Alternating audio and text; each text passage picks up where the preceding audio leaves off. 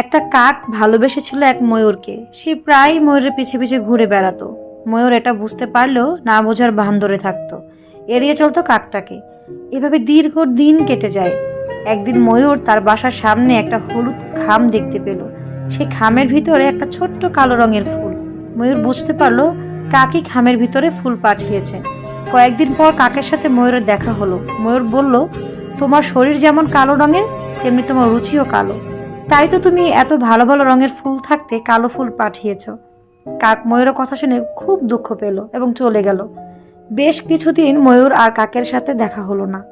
এভাবে সপ্তাহ গেল, মাস গেল, বছর পেরিয়ে গেল। কাকের সন্ধান আর ময়ূর পেল না। অবশ্য ময়ূর কাকের খোঁজ নেওয়ার চেষ্টাও কখনো করেনি। কয়েক বছর পর হঠাৎ করে কাকের সাথে ময়ূর দেখা হয়ে গেল।